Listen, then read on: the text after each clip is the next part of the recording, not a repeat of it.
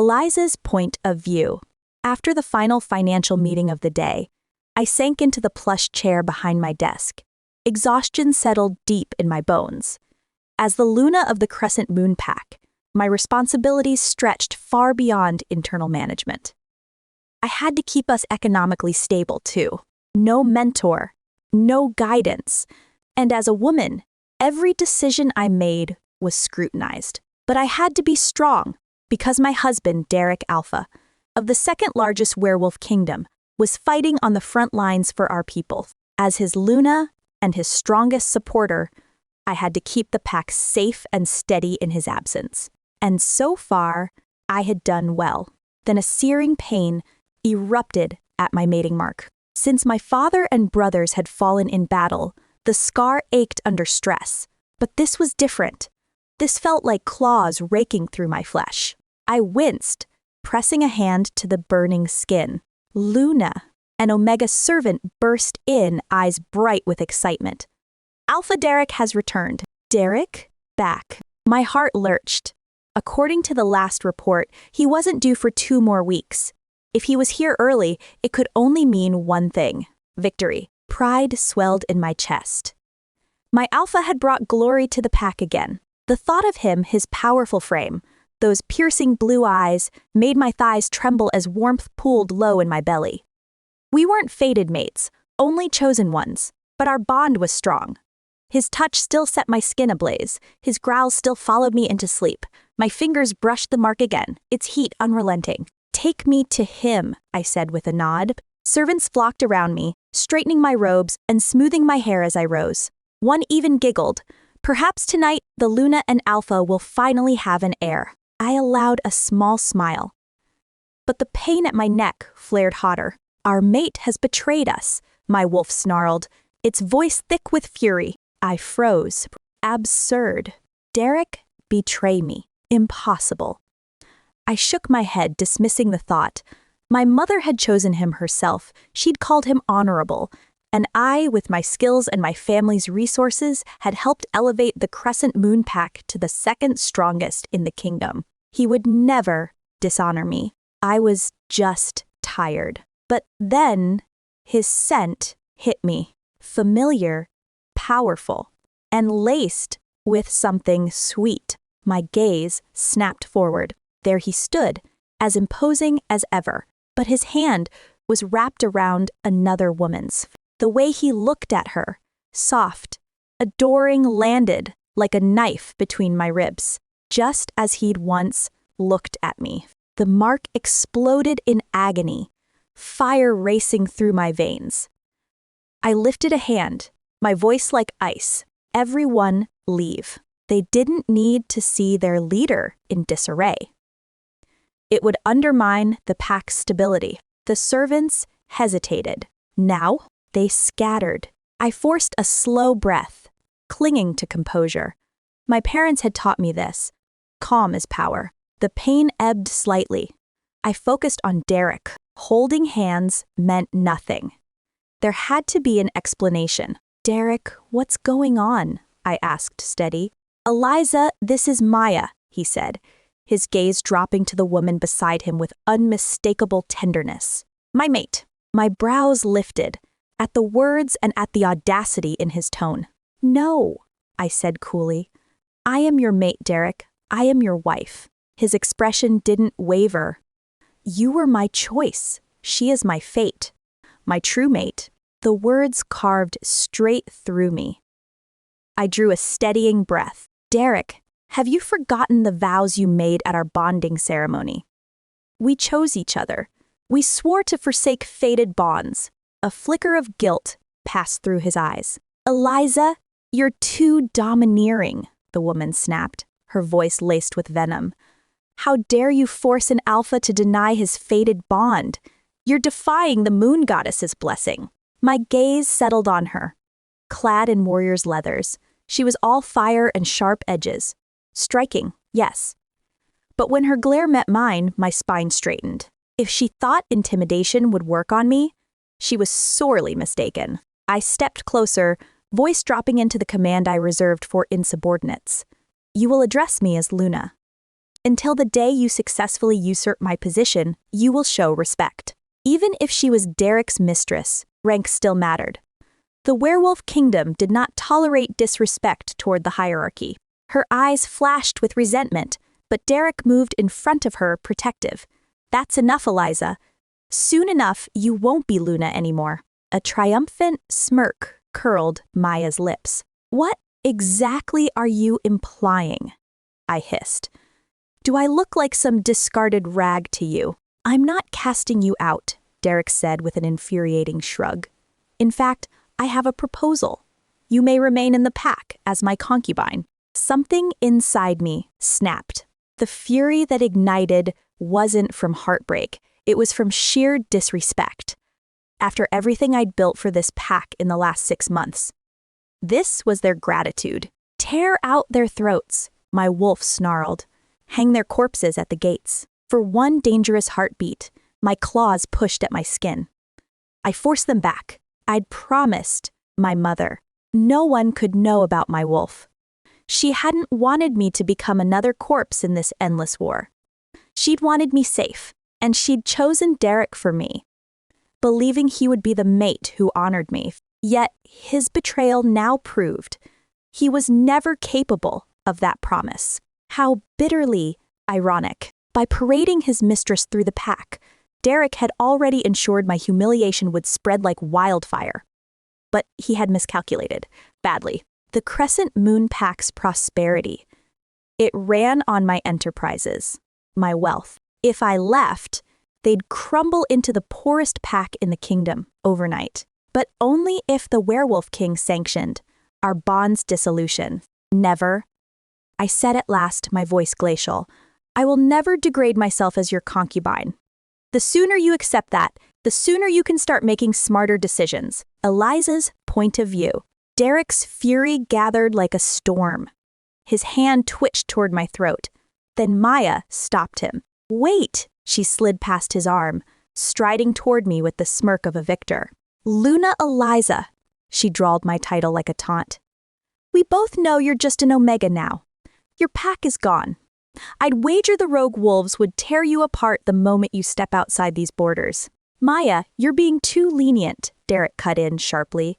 His gaze went glacial as it locked onto me. You should be grateful for this mercy instead of using stubbornness to seek my attention, face reality. A dark chuckle rumbled from my wolf. My eyes widened, just a fraction. Derek had been gone so long.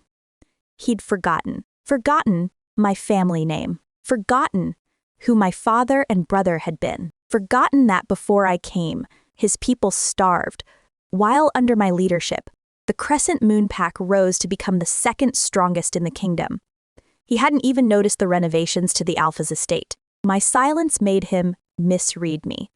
Again. My offer stands, he repeated, voice dripping condescension.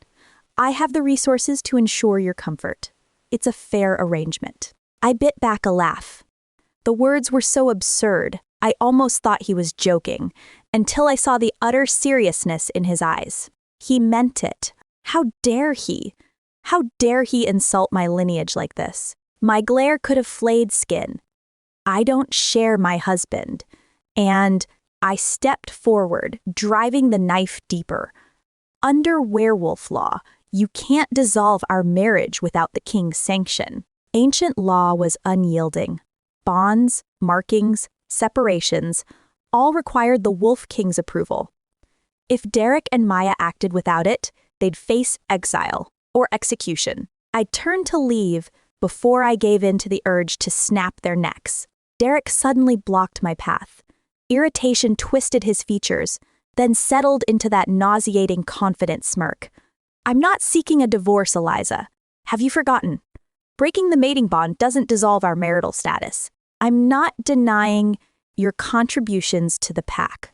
My heart pounded, violent. Did the Werewolf King approve you taking a second wife? My voice trembled with contained fury. Werewolves are fiercely possessive by nature. Our society upholds monogamy strictly. In all our history, not even the most powerful alphas, nor the crown prince himself, had ever openly kept 2 wives. Oh, I knew many mated wolves took lovers in secret. But to acknowledge two mates in public? Unprecedented. The Wolf King had deeply respected my father. That respect was part of why Derek agreed to our union in the first place. But with my father gone, Fallen defending the kingdom, and Derek now the realm's most celebrated general, would the royal court side with him over me? Derek's smirk widened, confirming my worst fears. The king has already agreed, he said smoothly. Maya and I could have claimed lands or gold for our victories. Instead, we chose something far more valuable, he gestured to her. She'll be the new Luna of Crescent Moon U.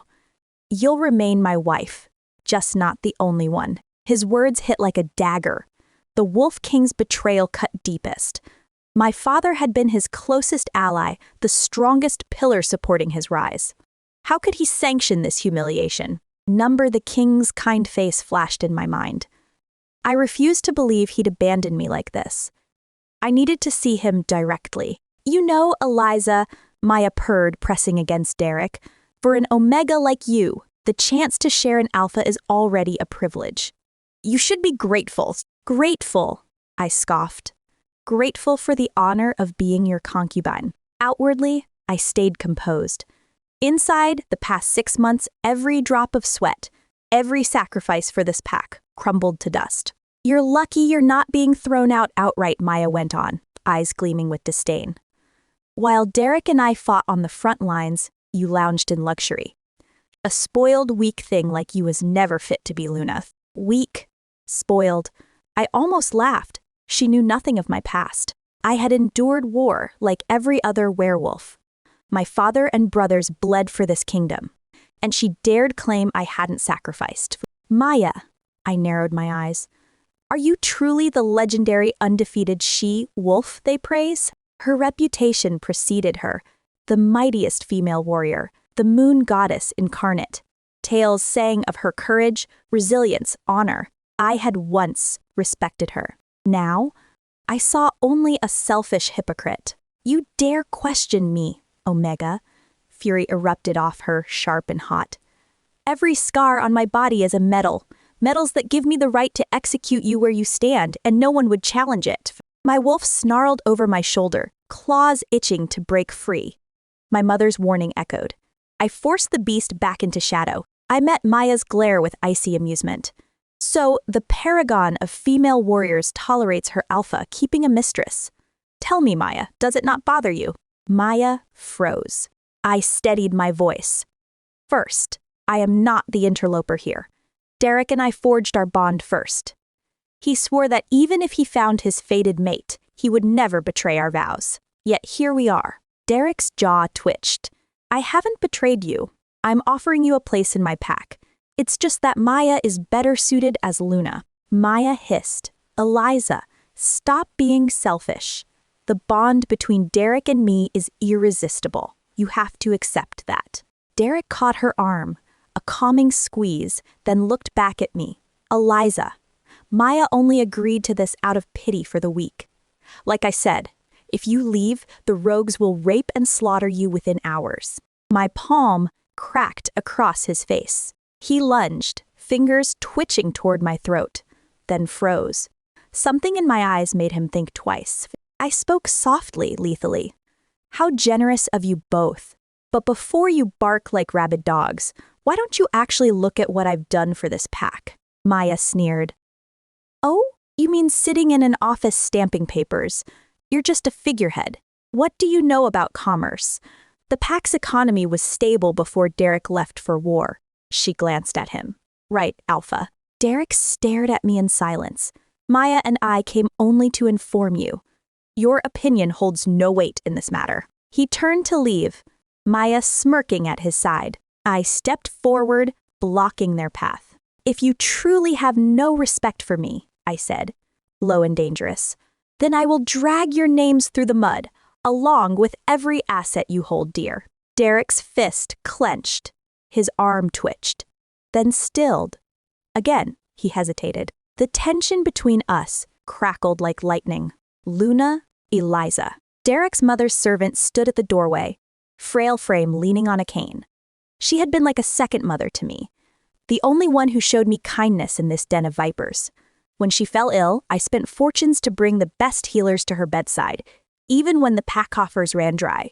In return, she gave me her unwavering loyalty. But even for her, I would not stay to endure this humiliation. Once I learned what my mother-in-law had to say, my first move would be to seek an audience with the Wolf King himself. My jaw tightened as I stepped out of the war room, my heels cracking against the marble like gunshots. Fury vibrated under my skin, pulsing through my veins in waves. This couldn't be real. Derek didn't just want to end our marriage. He wanted to make me his mistress. As if I were some cast-off lover who should be grateful for scraps. My wolf clawed her way up, lips lifting in a silent snarl. She wanted blood. She wanted Maya torn apart for her arrogance, and Derek, my mate, my husband, for his betrayal. I shoved her down. Not now, not fury.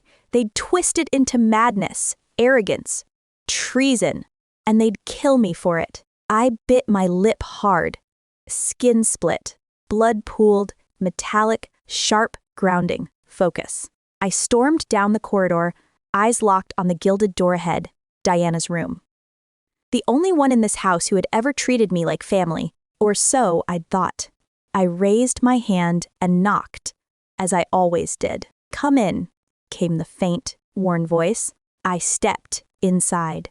White walls trimmed with gold filigree, everything pristine, ethereal, an illusion of peace. Machines beeped steadily. Diana lay beneath pale sheets, skin paler still, skeletal fingers curled weakly around the covers. Tubes threaded into her arms. Her breath was shallow, labored. She used to glow bright eyes, laughter filling the halls. That light had died with her mate. Cancer had taken the rest. The doctors gave her a year. That was nearly 12 months ago, not on my watch. Dr. Arden Holt stood beside her, scanning vitals with the precision of a soldier, the most renowned healer in the LYCAN kingdom. Unreachable, until I made him reachable. Being Luna had opened doors, ones I'd forced open to save her life. He glanced up as I approached. So did the nurse. They both nodded. I returned the gesture, then motioned for them to leave. They obeyed, slipping out in silence. The door clicked shut. I exhaled slowly and turned to Diana. Her eyes met mine, a flicker of warmth crossing her pale features. She smiled. Even now, when it felt like I was being ripped apart from the inside. She smiled. I forced one back and sat beside the bed. She reached out, brittle fingers curling around mine without hesitation. Like always. "How are you feeling today?" I asked gently, though the words felt strange in my mouth. "A little better," she breathed. "Dr. Arden gave me something new. It's already working wonders." "I'm glad to hear that," I said, my voice barely audible over the static building in my head. She let out a breathy laugh, trying to sit up. I helped her adjust, and "I'm sure that's not the only good news you've had today," she added, soft but eager. "Derek's back." I nearly rolled my eyes. Of course, she didn't know. "I know," I muttered. "I saw him." Her face lit up like a girl hearing a fairy tale. Her fingers tightened around mine. "That's wonderful. Finally, you two can be together again. You'll have his support. You've done so much alone, now you can finally rest." I opened my mouth to speak. She cut me off. "Since Derek left for war, you've been carrying the pack on your own. After your loss, too. It's been a lonely road, Eliza. You've held everything together. Thank the goddess for the pack, if they hadn't been there." Her voice trailed off. The implication hung heavy. My hand slipped out of hers. She blinked, startled. She had never spoken to me like this before. Like I was fragile. Like I couldn't survive without Derek. "Did you know what Derek said to me today?" My voice was quiet, lethal. "Did you know he brought another woman home to make her his wife, to make her Luna?" I watched her face. There it was, the hesitation, the guilt, the way her eyes dropped. Silence roared. She had known. Her lips downturned. She looked away, unable to meet my gaze. Cold, devastating. Confirmation. Diana didn't speak. The silence between us thickened, stretching like a blade suspended in air. When it was clear she wouldn't break it, I did. each word heavy and cutting. "So it's true," I said. "You already knew. You've already accepted Maya as Derek's wife as Luna. Is that it? You think she's better than me?" My voice didn't waver. I needed to hear it from her mouth. I needed to know why she let this rot in silence while I stood beside her, loyal through every storm. Diana bowed her head. Finally, she spoke. "It doesn't matter what I think," she whispered. "Derek and Maya have done so much on the battlefield. The king approved it all, my opinion. It doesn't carry weight anymore." A sharp breath left me. A laugh without humor. I turned to go, but her frail hand reached for mine. "Eliza, please," she said. "You have to understand. What they did, it saved this pack. It gave us a future. Keeping them apart now would be seen as foolish. The pack is already behind them." She looked up at me, pleading, "Stay. Even if things with Derek can't be fixed, you can stay. I can adopt you, make you my daughter in name. You can still help lead the pack. Still be Luna. It's better than being just his mistress, isn't it?" Her words were poison, wrapped in silk. I stared at her. Slowly, coldly. So she had known, and not only had she said nothing, she endorsed it. She wanted me to surrender the title, to smile while being stripped of everything I'd bled for, to help them keep control. Just not as his wife. A frown settled on my face. Like steel, I stood, pulling my hand from her grasp. "All this time," I said, my voice tight, "you only kept me around because of what I brought to this pack. The wealth, the alliances. That's all I ever was to you." Diana's face tightened. "That's not true. I'm done pretending," I snapped. "You never cared. You just needed someone to protect your son's reputation, someone to hold the house together while he ran off to war and returned with another woman on his arm. Eliza." "No," I cut in. "Derek didn't learn betrayal on the battlefield. He learned it here from you." I turned my back to her. Behind me, blankets rustled. Her voice sharpened, brittle. "Now listen here. I won't allow you to insult me or my son. I didn't." Her words broke into coughing, violent, hacking. I turned. Her body curled inward, hands clawing at her throat. Once, I would have panicked, called for help. Held her hand. Not now. She reached for me. Eyes watery, mouth opening in a silent plea. I stared, then shrugged. "You'll be fine," I said, cold and hard. "Your new family will take care of you." I hope betraying me was worth it. Her eyes widened in realization. She had lost me. I turned and walked out, leaving her alone with the machines and her regret. I didn't know what I'd do next. But I knew one thing for sure. I would not stay here and be treated like a nobody. They wanted to take the Luna title from me. Let them. But they'd better be ready to burn for it. Eliza's point of view.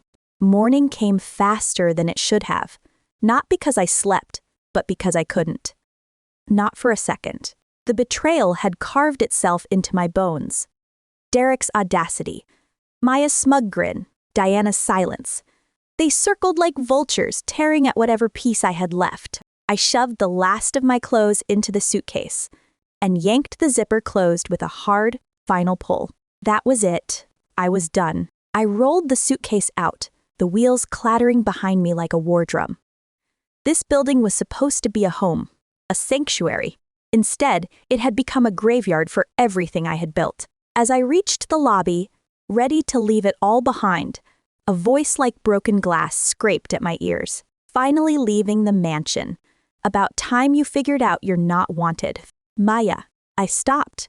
My spine stiffened. She stood there, smirking like a cat that thought it had won. Her voice dripped with venom. I didn't respond. She wasn't worth it. I was done here. But she couldn't let it go. The Lycan King saw what we all knew. "You're useless," she sneered. "A Luna who can't fight for her pack is as worthless as the dirt beneath my feet." My breath caught. My blood roared. I turned, slow. A staff member passed by. I handed her my suitcase without a word. "Take this to the car," I said. Now, we were alone. "You want to talk about worthless?" I stepped forward. Let's talk about you. The woman who thought it was acceptable to crawl into a marriage that wasn't hers. Tell me, Maya, was it desperation, or are you just that hollow inside? She opened her mouth, but I raised a hand. Don't, I warned. You don't get to speak when I'm speaking. I let my words slice through the air. You think wearing leathers and standing on a battlefield makes you a hero, please. No one believes you actually fought. You were a distraction at best. A well-placed body with good timing. And Derek, he's always had a thing for distractions. Her lips parted. Her face went pale. Good.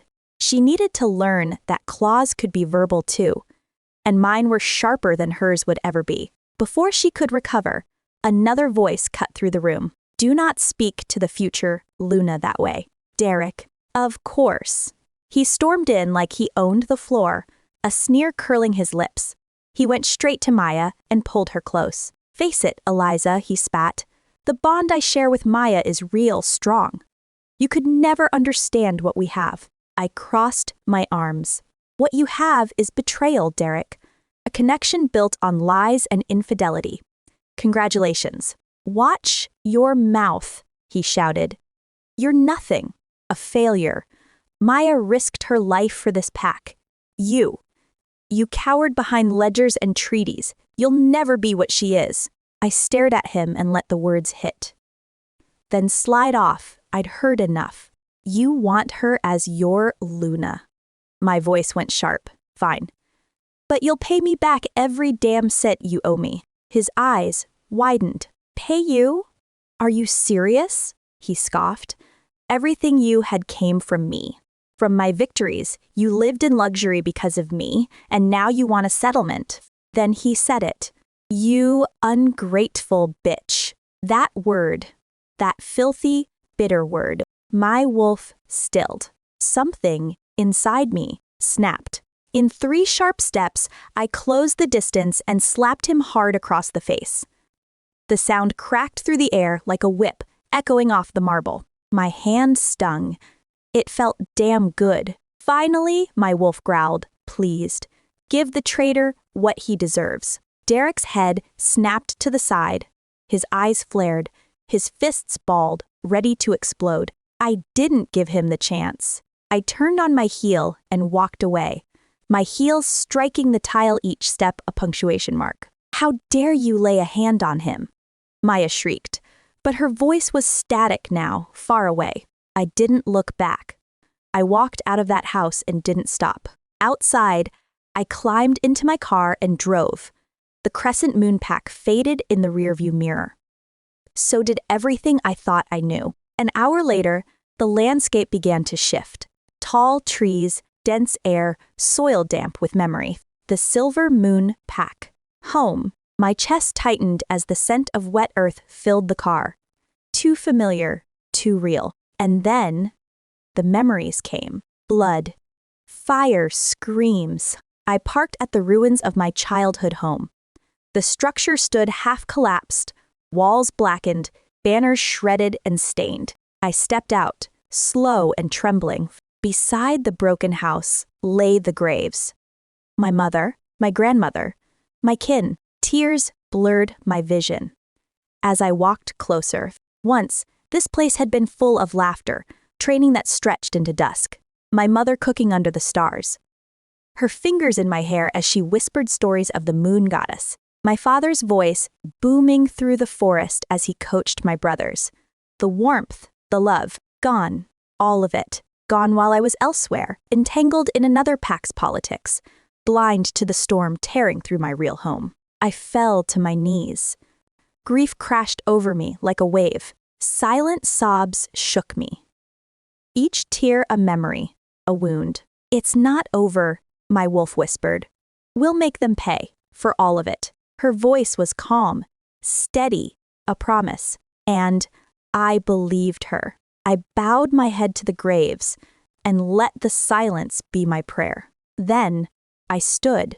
I had one last thing to do. Back at the car, I reached into my bag and pulled out my phone. One name.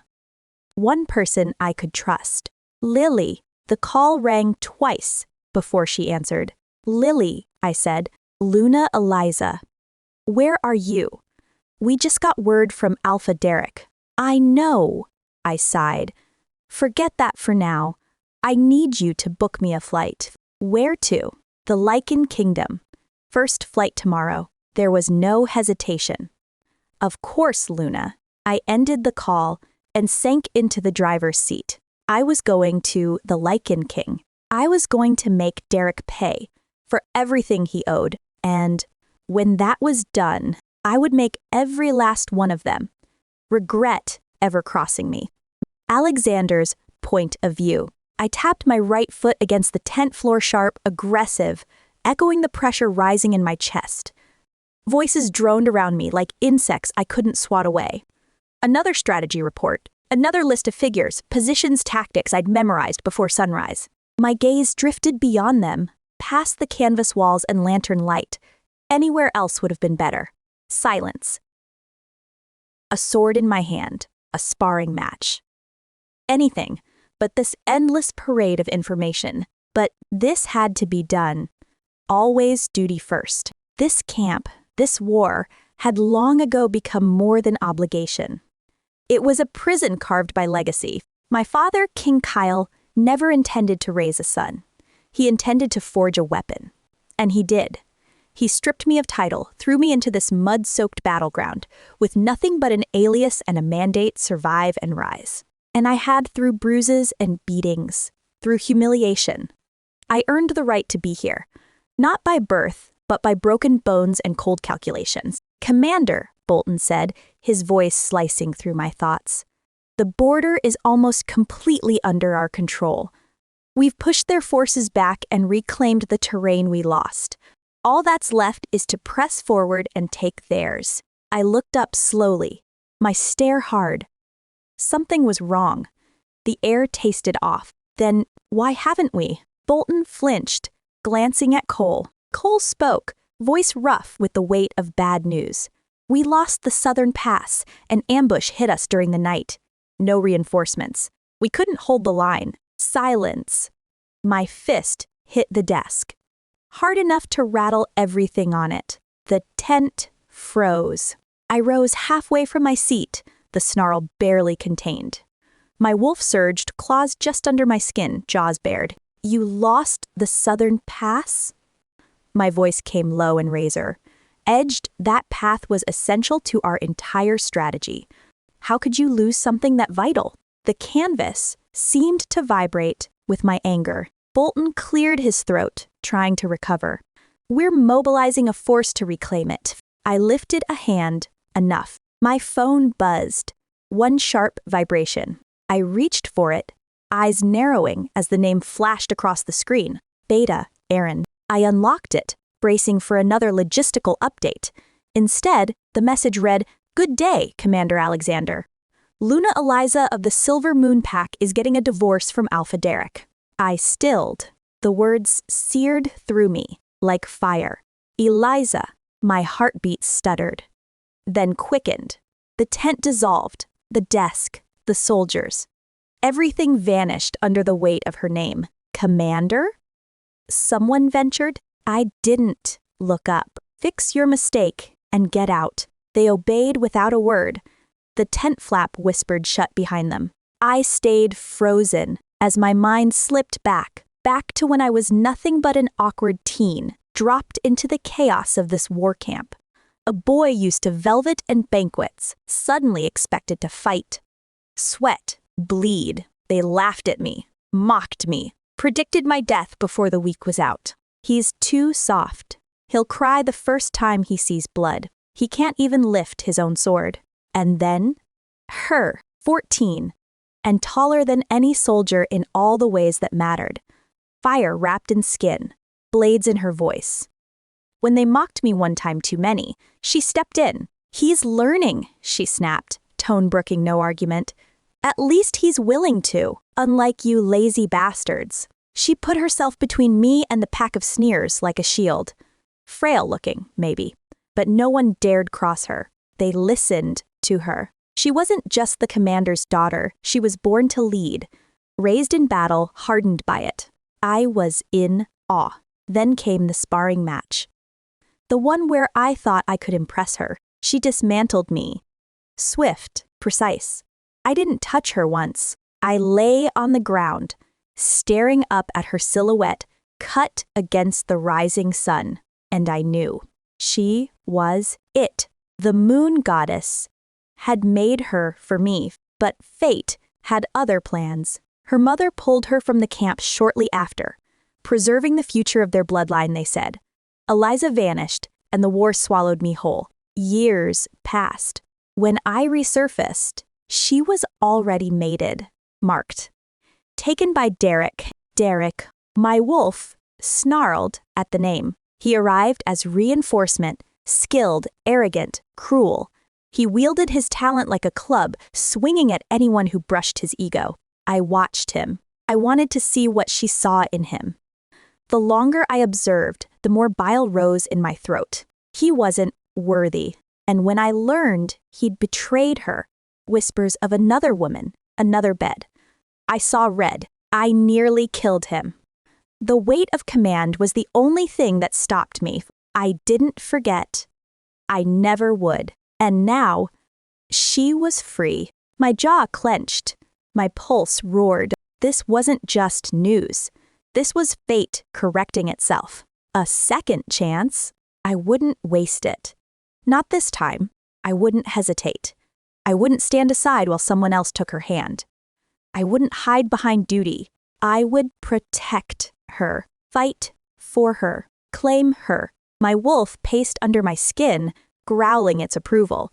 Eliza would never suffer again. Not while I breathed. Not while I lived. She would be shielded. She would be worshipped. She would be mine. Eliza stepped out of her car and stared up at the massive building before her. White marble walls with black trimmings, huge columns rising like sentinels, power and opulence, impossible to ignore, impossible to forget. The place felt both empowering and unnerving. This was the castle of the LYCAN king, the center of power for the LYCAN kingdom. She drew a steadying breath and calmed the fury boiling in her chest. She wanted to storm in, guns blazing, over the king's decision about Derek and Maya. But no, he was her king. She had no wish to die for a reckless mistake. With composed steps, Eliza walked up the wide stairs, ready to request an audience. She didn't make it to the doors before 2 guards crossed their spears and blocked her path. "What is your purpose here?"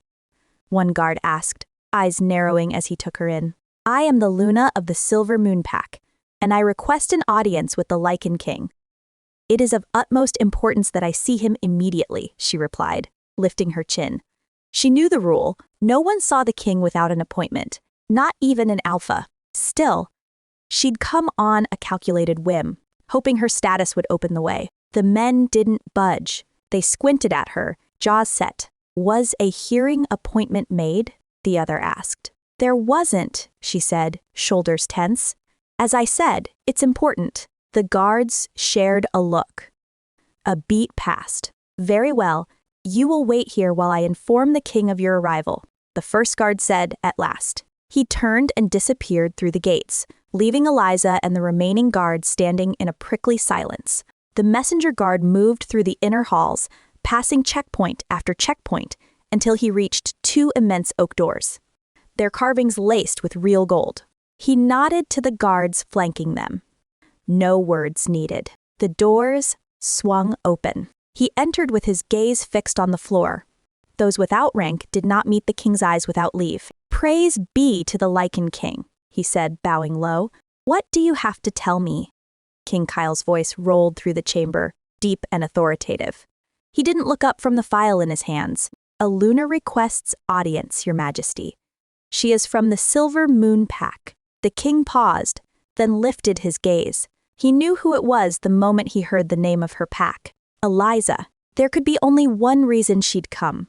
His recent annulment of her marriage to Alpha Derek. She means to beg, he thought. To plead for a reversal, I will never grant. She can wait outside until I'm finished here. I don't want to be disturbed, King Kyle said. exhaling as he returned to his work. Of course, Your Majesty, the guard replied, bowing out. He retraced his steps, and 20 minutes later emerged at the front gate. His face gave nothing away. You are to wait here until you are called, he announced. Eliza frowned. Time wasn't on her side. Did you tell him who I was? The guard flicked a brief look her way, then faced forward, silent. Excuse me, she tried again, nostrils flaring. Nothing. She huffed and folded her arms. Fine. She would wait.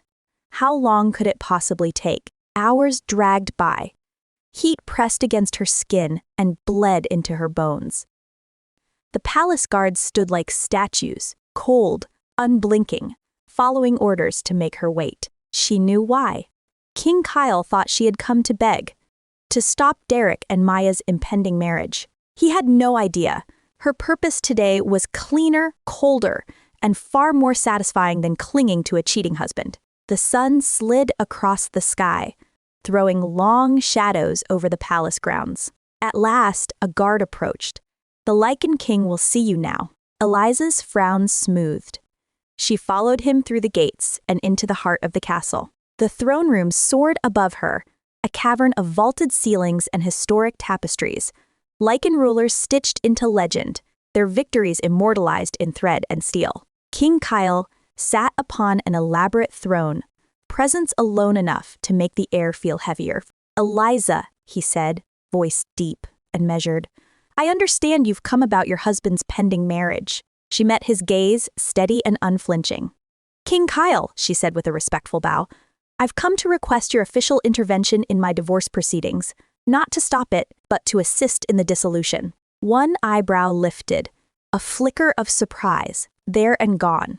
Not what he'd expected. Go on, he prompted. I request that you personally oversee the bond dissolution ceremony, Eliza said, clear and precise, and that you send official representatives to adjudicate the fair division of my assets. Silence fell clean, sharp. King Kyle studied her for a long moment. A spark of recognition crossed his features. Under normal circumstances, I would have laughed at such a request, he said at last. But because of your father and brother's service to the Lycan Kingdom, I will consider it. Their contributions were significant, and the price they paid was more than enough for any man. He paused.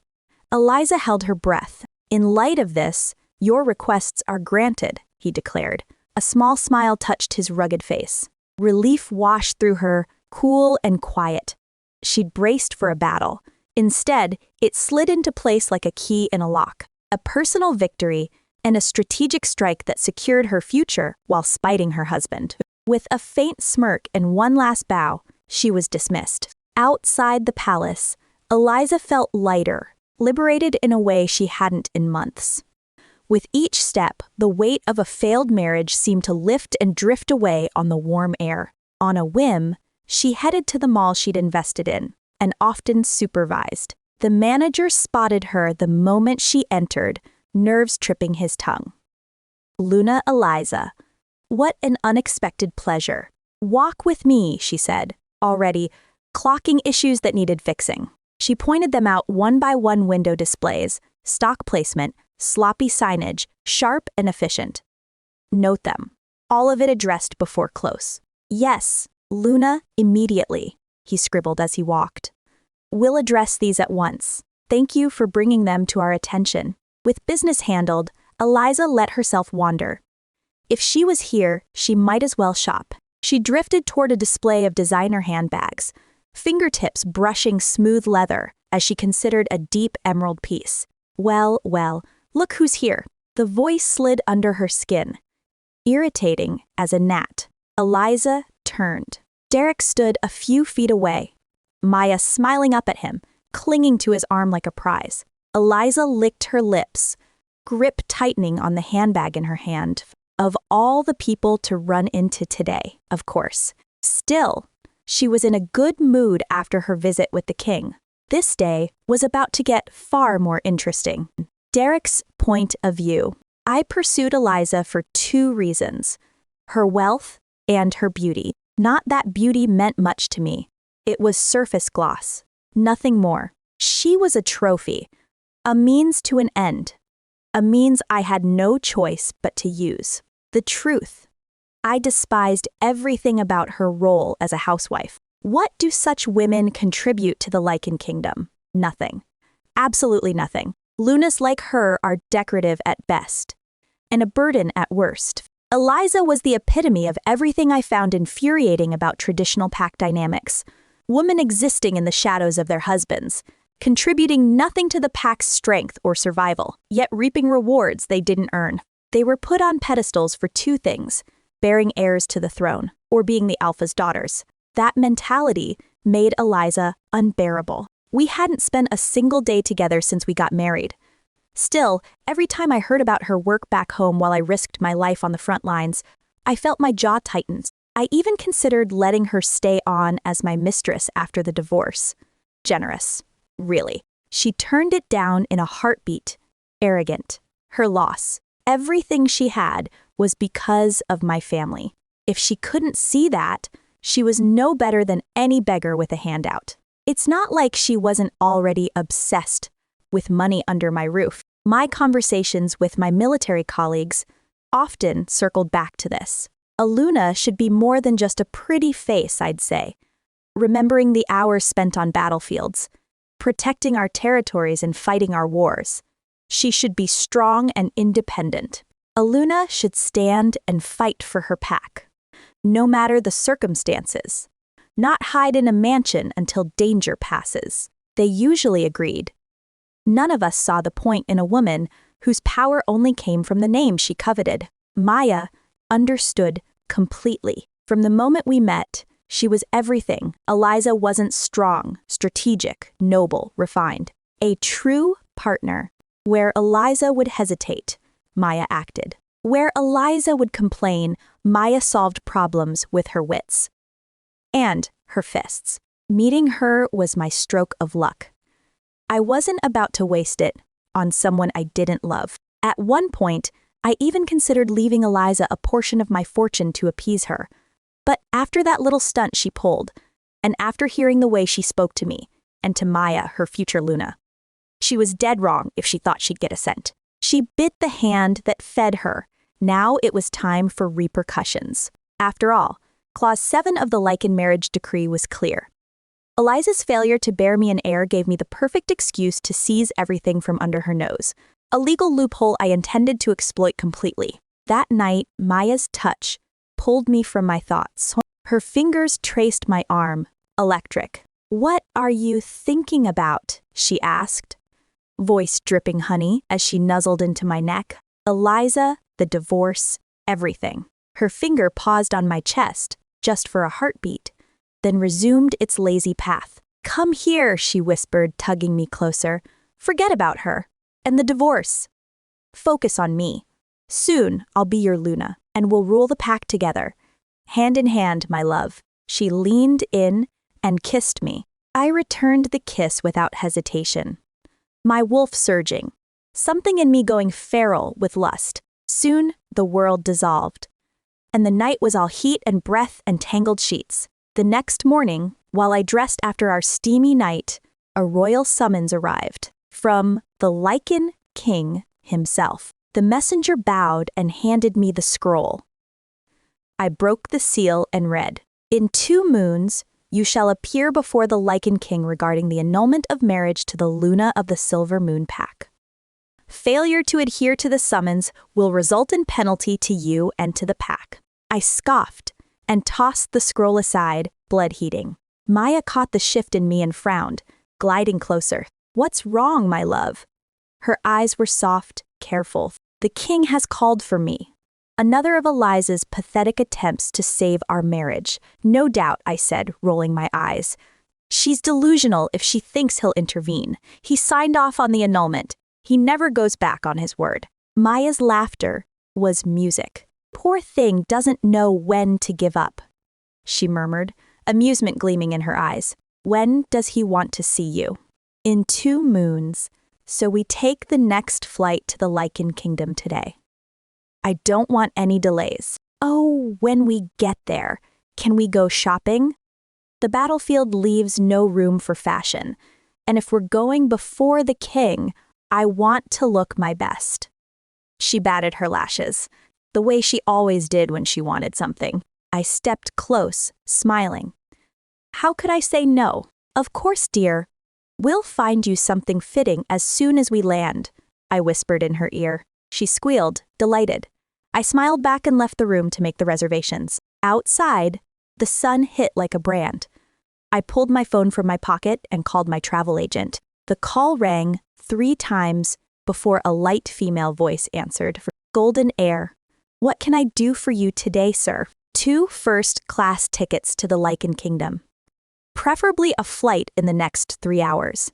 "Anything available? Hold on, please." Silence.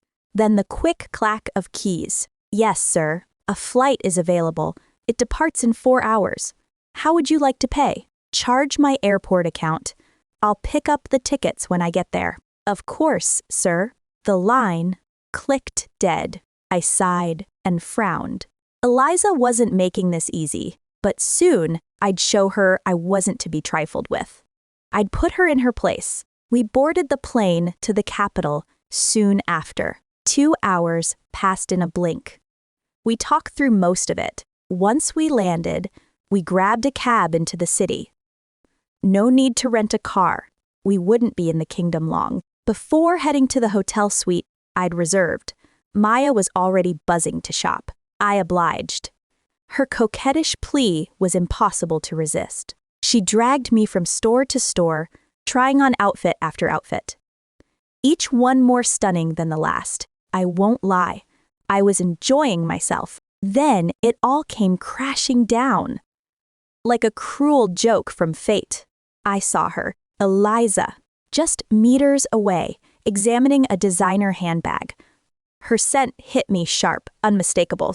Our eyes met, and in that instant, I knew this encounter would change everything. My mind raced with the implications of meeting here, of all places. But it didn't matter. I was ready.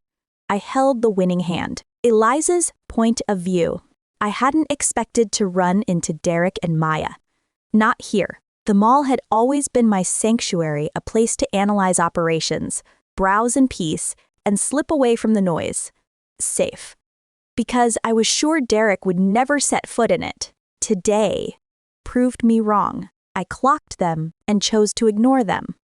My mother taught me that dignity was a sharper blade than any insult. Maya hadn't learned that lesson. "Look who's here," she sneered, her voice pitched to Carrie. "Didn't think you had enough money to shop in a place like this, Eliza, especially with the divorce so close at hand." I let the words slide off. I set down one purse and picked up another, testing the stitching, feeling the grain. The calm seemed to grate on Derek. "Can't you see us speaking to you, woman?" he snapped. "Answer us, or face the consequences of your defiance. Remember, I am still your alpha. I could have you thrown into a cell within the hour." Maya scoffed, sharper than glass. "I think she does need to spend a night in the cells. The parasite knows nothing but indulging herself with your family's hard-earned money. Can't you be less of a thief, Eliza? That behavior isn't fit for a Luna." I turned slowly and met her eyes, calm, unblinking, the kind of quiet that makes people shift their weight. I could have ignored them, but I wasn't about to be called a thief in public. Not in my own place. Not when the money and everything in the shop was mine. "Interesting accusation," I said evenly.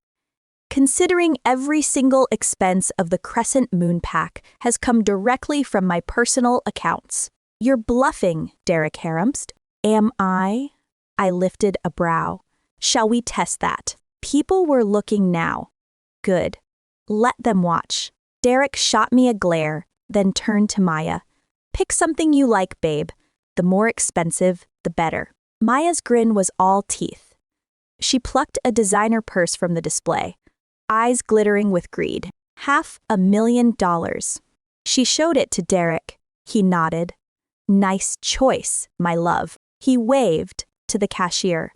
The woman approached with a professional smile. The shop smelled faintly of leather and jasmine polish, the hum of the air conditioning steady as a heartbeat. "Here, Derek pulled out his card and handed it over. Charge the bag. Of course, sir. She gave a small bow and walked off with the purse and the card. Derek turned back to me. Smirk set in place. Did you see that? I just paid for a purse that cost $500,000. Next time you say you're not spending my wealth, rethink that. Oh, but the cashier isn't back yet, I murmured, tracing the stitched edge of the purse in my hand. He frowned. Not getting it. Not yet. The cashier returned, posture careful. I'm sorry, sir, she said, offering his card with both hands. The card has been declined. Insufficient funds. Maya's hand dropped from her hair. Derek went pale. How? He started. Your military salary barely covers a fraction of our monthly expenses. I cut in, voice cool as glass. Every luxury you've enjoyed has been funded by me. Maya opened her mouth. Don't, I said softly, and she faltered. You didn't think I was also taking care of your mother on the measly salary you sent home, did you? I built this empire from the ground up. My money, the wealth you brag about, is a fantasy you can only dream of. You and your new Luna need to learn your place. Derek's jaw worked. He spun toward the cashier, grasping at any thread. Do you know who I am? I'm the alpha of the Silver Moon Pack, and this establishment is in my pack's name. I demand the management cover my expenses. The manager stepped out from the back, composed and respectful. He inclined his head toward me, then faced Derek. This establishment is her private property. It has nothing to do with the Crescent Moon Pack. Maya's fury flared hot. I let a small, satisfied smile curve my mouth. We'll report this to the LYCAN King, she shrieked. She cannot receive any assets. Derek rallied beside her, clinging to bluster. She failed to bear me an heir, he announced, loud enough for the crowd, invoking Clause 7 of the LYCAN marriage decree.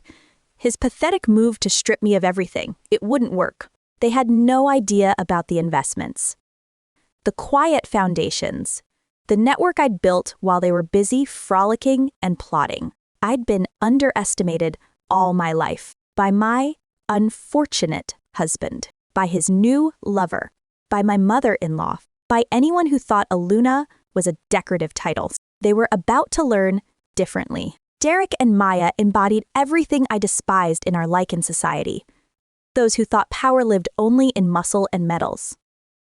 They didn't understand that true power resides in intellect.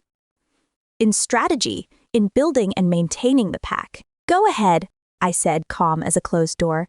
Report it to the LYCAN King.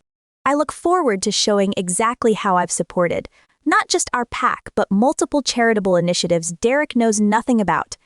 The king will see that I am the true head of the Silver Moon Pack, not some overzealous fool with a title. Maya's face twisted. Derek looked shell-shocked. Around us, the shoppers fell silent witnesses to the very public dismantling of my ex-husband's ego. I turned to the manager and handed him the purse I'd been holding. Use my company card for this. And that one as well, I added, nodding to the bag Derek and Maya had tried to buy. Send them to my hotel room when you're done. Of course, ma'am. He moved to obey. You bitch, Derek spat, fists clenching. A low growl rumbled in his chest. His eyes darkened. I didn't flinch. I was past fear. I'd put him in his place publicly, and I was only getting started. There was nothing else to say. He wouldn't risk his image by touching me here. As I turned to leave, I caught the admiring glances of several women nearby. They understood. Power isn't about who shouts the loudest. It's knowing your worth. And I knew mine, and I would flaunt it every chance I got. Eliza's point of view. Finally, the day I'd been waiting for arrived. It was the day Derek, Maya, and I were to stand before the LYCAN King for the annulment ceremony. The day I planned to make my own when I would triumph over Derek. Now the night had come. The moon already high in the sky, and it all felt unreal. But I couldn't help the smile tugging at my lips as I climbed the castle steps, ready to claim my victory. Inside, the walls and air felt unchanged from the last time I was here. Cold, grand, watchful. Despite my excitement, the palace halls seemed to press in around me. each step echoing with the weight of months of betrayal and frustration. Betrayal by the man I called my husband. I shook my head jawed tight, as the voices of the two people I hated most scraped across my nerves.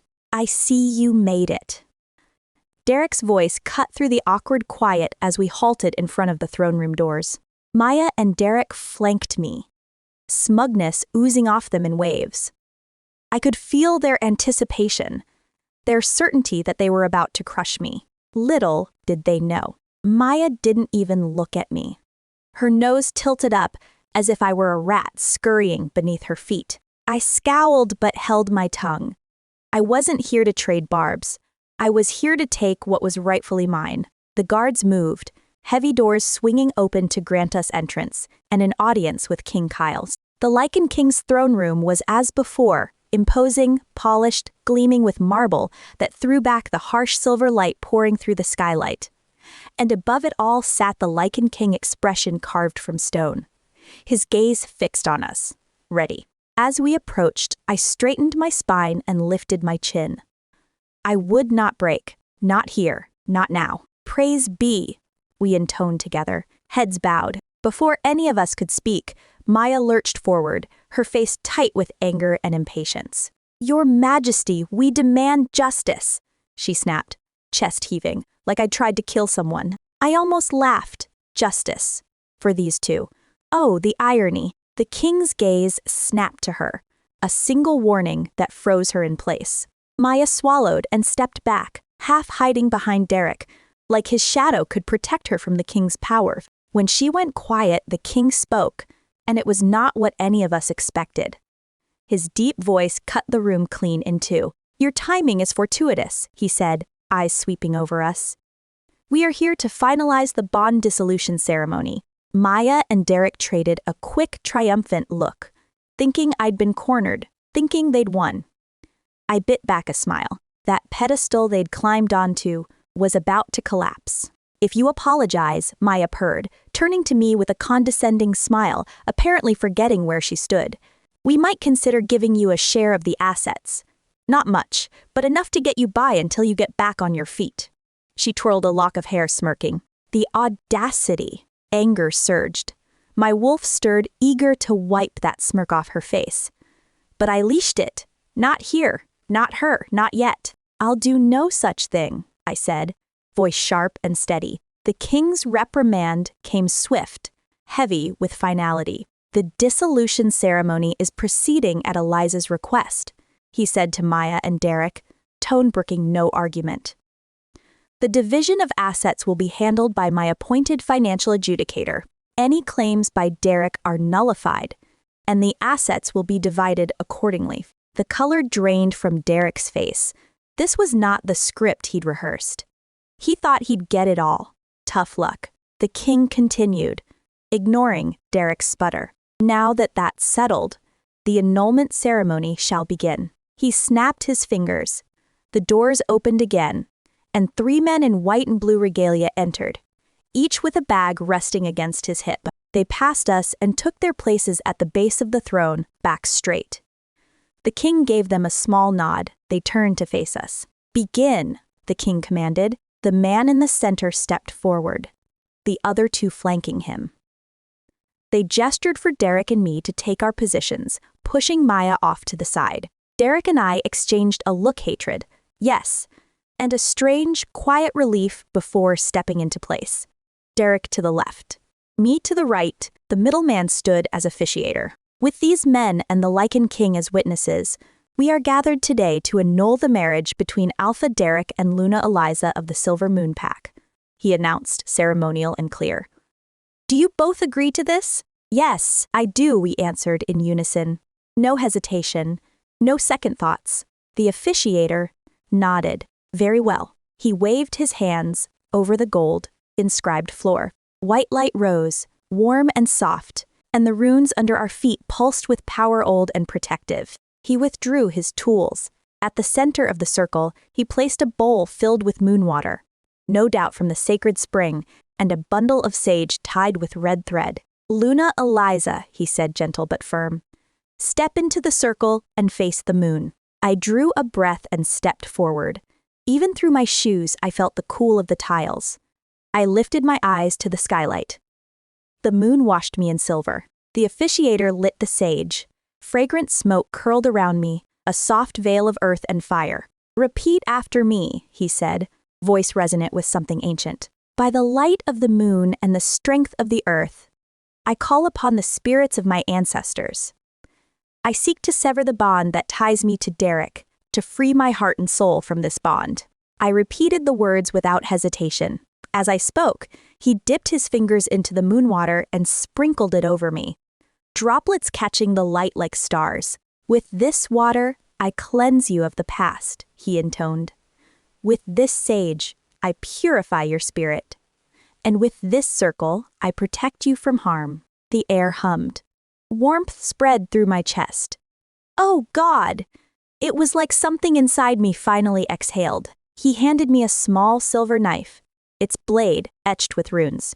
"To complete the ritual, you must make a small cut on your palm and let a few drops of your blood fall into the bowl. This symbolizes the release of your bond, and you do the same. Alpha Derek, but your blood must fall on the rune in front of you." I took the knife. My hand was steady. I drew the blade across my palm, a quick sting, and let my blood drip into the moon water. It swirled and deepened to a rich crimson. Derek mirrored the motion, his blood striking a rune at his feet and turning it blood red. The moment the first drop hit the bowl, a weight lifted from my heart clean and sudden. I felt light. I felt free. "It is done," the officiator said softly. "The bond is broken." I stepped out of the circle, peace settling over me like a cloak after a storm. But of course, Derek couldn't let me have that. Even now, divorce granted, he had to spit bitterness. He leaned close, voice a cruel whisper. "No one will want you now," he sneered. "You're leaving with nothing. You're nobody, without even a title to your name." I met his gaze, my reply quick and clean. "I'm leaving with my dignity. That's worth more than anything you could ever offer, or ever have." The shock on his face was delicious. He opened his mouth to volley back when the doors slammed wide. A man strode in. Dark hair, bright eyes that scanned the room once and locked onto me. He didn't hesitate, didn't posture, didn't waste a single breath. He crossed the space with sure, quick steps, stopped in front of me, watched me for a heartbeat, then went down on one knee and took my right hand in his.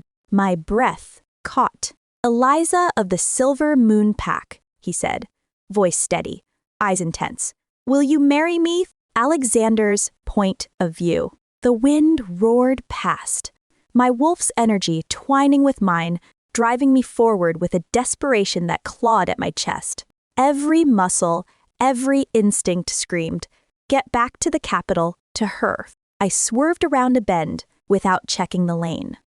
One thought consumed me. I needed to get to Eliza. I needed to see her. Memories of her flickered through my mind like broken film, each shard bright and sharp. Her strength, her fire, the way she once looked at me before everything fell apart, the way she commanded our legions when we trained. I saw it as clearly as if it were happening now. "Close the flanks. Don't let the enemy through the gates," she ordered as we were about to be raided on the road. The troops followed her without hesitation. I wasn't there for the clash, but they returned unscathed, praising her leadership. It was one of the many reasons I was drawn to her in the first place. I couldn't lose her again. This second chance felt too rare, too precious to waste. My wolf paced inside me, excitement sparking off my skin. "We are going home. We are finally going back to her." I smiled. Yes, we were. The capital rose ahead, towers cutting into the horizon, palace walls gleaming under the sun. As I approached, something shifted. Her scent, Eliza's scent, ghosted through the air, that intoxicating singular note I could never forget. And in that moment, everything clicked. Why I'd been pulled toward it. Why it had gutted me to hear she married someone else. Why I'd loved her from the first time we met at training. She was my mate. The realization didn't creep in. It struck, sudden, absolute like lightning. Oh God, she was my mate. Fate, destiny, call it what you like. We were being set on the same path again. I burst into the palace halls, heart pounding. The bond dissolution ceremony was already done by the time I arrived, and there she was, magnificent, defiant, unbroken. I didn't hesitate. I went straight to her, determination, locking into place. I took her hands, dropped to one knee, and spoke without filtering a single word. "Eliza, will you marry me?" The question tore out of me. Raw, immediate, undeniable. But something was off. Her expression wasn't the recognition I'd expected. No rush of that deep bond lighting her eyes. Just confusion, puzzlement. My wolf whined in my mind. We have lost our scent. And then it hit me. I had lost my scent. No. Someone had taken it. The memory rose, clear and brutal. Years ago, a border patrol gone wrong. An enemy ambush. I held the line, forcing them back from the camp, refusing to let them breach our defenses. Blood everywhere. Screams cutting through the trees, steel clashing, echoing off the trunks. I kept moving, cutting down anything in my path, until pain ripped across my back. I hit the ground, power draining like sand through my fingers. I turned, ready to fight, and saw him, a sorcerer from the Dune Kingdom. A glowing sword in his hand. He spoke an incantation, and took it. My scent tore it clean away. We drove them back in the end. My forces rallied and held the border. But I was never the same. And the sorcerer gone. Like smoke. Anxiety twisted hard in my gut. Would Eliza reject me after everything? Did she really not know me at all? The thought dragged my face down. To my surprise, she didn't dismiss me. "While I'm never short of admirers," she said, a hint of amusement coloring her voice, "your actions have earned you some consideration." Her gaze flicked to her ex-husband, Derek. Consideration. Not a no, a challenge. And I understood challenges perfectly. My mouth curved, hope breaking through. Without breaking eye contact with Eliza, I drew my sword, and turned to Derek, blade lifting to his throat. "A duel," I said, voice ringing with intent. A tribute to win her favor. Out of the corner of my eye, I caught Eliza's smile, and a random woman's frown. Irrelevant. My focus stayed on Derek. If he had any courage, he'd accept. My wolf howled in anticipation. I smirked, goading him as his glare locked on mine. The game was about to begin. Eliza's point of view. The early morning sun cast long shadows across the palace courtyard as I stepped outside, purse in hand, chin high. I had a pep in my step, my heart soaring. I'd gotten what I wanted from the meeting with the king. Not everything, but a step in the right direction. Of course, the universe can't let me have a perfect morning. A voice scraped across my nerves like nails on a chalkboard. "Leaving so soon, little mutt, Derek." I didn't need to turn to picture the smirk on his face, or the way Maya would be clinging to his arm like a designer accessory. Even after the shock they just swallowed, my wolf stirred under my skin, hackles raised. Tear them limb from limb. "Let's show them what we're capable of, Eliza," she growled. I said nothing, no scene. Not for them, not after everything they'd done. I heard the homeless shelter downtown has vacancies, Maya cooed, false concern dripping from every word. Vow they might not take strays. I turned slowly, a smile curving my lips without touching my eyes. "You two seem awfully concerned about my living arrangements, considering what you just witnessed with the LYCAN king. If I were you, I'd focus more on the property settlement." I cocked my head. Tick-tock. Their faces faltered. Derek snarled, "Is that meant to be a threat?" He bared his teeth, like it meant something. "Oh no, just friendly advice. I do hope you're both still smiling when everything comes to light." My wolf purred as uncertainty flickered in their eyes. Maya opened her mouth to snap back. "What's going on here?" Alexander's deep voice cut through the tension. He stepped from the shadow of a marble column, his presence commanding the entire courtyard with nothing but a look. "Eliza's just leaving." "Good riddance," Derek sneered, pulling Maya closer. "You don't have to go," Alexander said, ignoring him. His eyes stayed on me. "There are plenty of rooms in the East Wing. You could stay." "Thank you, but no," I said firm. I didn't need his charity, and I needed even less time near Derek and Maya. "I have other arrangements." His brow furrowed. "We've barely had a chance to talk since I don't think catching up after turning down your proposal was on my to-do list for today," I blurted, then winced. "I'm sorry, Alexander. I have other things to attend to." Something unreadable moved behind his eyes. Then he gave me a small, easy smile. "Fair enough." I returned it and turned to go when his voice carried after me. "You traded a pearl for a shell, Alpha Derek. Never forget that." I didn't need to turn to know Derek and Maya bristled. A small smile tugged at my mouth as I passed through the gates, my wolf preening at the compliment. "So, he's not just hot, he's a gentleman. Good to know," she purred. She had a point. But men weren't on my agenda, even if this one seemed perfect. I'd been burned before. Focus. 20 minutes later, I swept through the lobby of the Grand Aurora, one of my own 5-star properties. Heads turned. The staff's eyes widened in recognition. Luna Eliza. "We weren't expecting." "The presidential suite, please, Thomas," I said, handing over my ID and card without breaking stride. "And absolute privacy."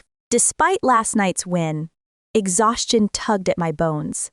I needed quiet. An hour and 2 glasses of rosé. Later, I melted into the jacuzzi's warm embrace. Cool cucumber slices soothed my eyelids while a honey lavender mask worked its magic. The tension bled from my shoulders. I exhaled, finally. Some peace, and my phone buzzed violently on the marble beside me. I frowned and let it ring out, smiling when the line went dead. Silence returned until it didn't. It started again, then again, and again. "For Moon's sake," I muttered, snatching it up with damp fingers. Derek's name flashed across the screen. "The hell?" I whispered. More to myself than anyone against my better judgment, I answered. "You vindictive bitch." His voice crackled with rage, so loud it made me flinch. "What did you do to my mother?" I sat up, ripping the mask from my face. "Excuse me, my mother is in the hospital because of you. If anything happens to her, I have no idea what you're talking about, and I don't appreciate being accused of. Save your innocent act. You've always hated her. Just because our marriage failed doesn't mean." I hung up. My blood simmered. One swift motion, and his number was blocked. Still, unease churned low in my stomach. Diana could be manipulative, vindictive even, but I hadn't wished her harm. And I would not take the blame for something I didn't do. I scrolled to her contact. Thank God I hadn't deleted it, and hit call. 3 rings. "Hello." Diana's voice was weak, but alive. I drew a steadying breath. "Diana, we need to talk." Eliza's point of view. The early morning sun threw long shadows across the palace courtyard as I stepped outside, purse in hand, my chin lifted with quiet pride. There was a pep in my step, my heart soaring. I'd gotten what I wanted from the meeting with the king. Not everything, but a step in the right direction. My morning was going great, until the universe, ever the pessimist, reminded me evil never sleeps. "Leaving so soon, little mutt." Derek's voice scraped at my nerves like nails on a chalkboard. I didn't need to turn to picture the smirk on his face, or Maya clinging to his arm like a designer accessory. Even after the shock they'd just received, my wolf stirred under my skin. Hackles raised. "Tear them limb from limb," she growled. "Let's show them what we're capable of, Eliza." I said nothing to her. No scene, not after everything they'd done. I heard the homeless shelter downtown has vacancies. Maya purred, false concern, dripping with venom.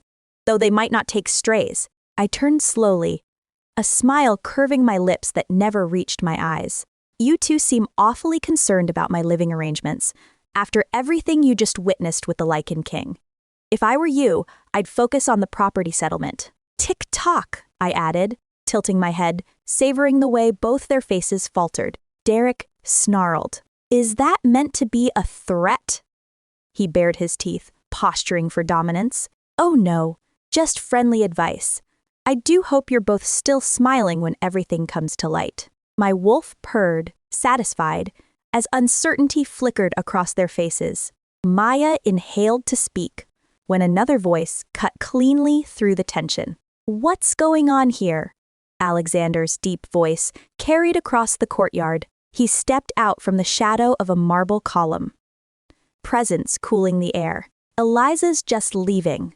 Good riddance, Derek said, pulling Maya closer. You don't have to go, Alexander said, eyes fixed on me, ignoring Derek entirely.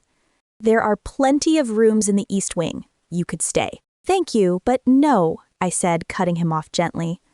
I wasn't going to be a burden, and I refused to linger near Derek and Maya a second longer than I had to. I have other arrangements. His brow furrowed. We've barely had a chance to talk since I don't think catching up after turning down your proposal was on my to-do list today, I blurted, then winced. I'm sorry, Alexander, I have other things to attend to. Something unreadable flickered behind his eyes. Then he offered a small, knowing smile. Fair enough. I returned it, and turned to go when his voice carried after me. You traded a pearl for a shell, Alpha Derek. Never forget that. I didn't need to look back to feel the sting land. A small smile tugged at my lips as I walked through the gates, my wolf preening at the compliment. So, he's not just hot, he's a gentleman. Good to know, she purred. She had a point, but men weren't in my purview right now.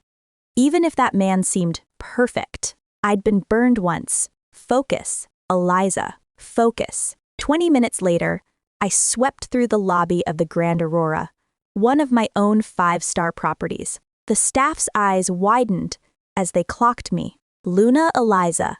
We weren't expecting. The floor manager began.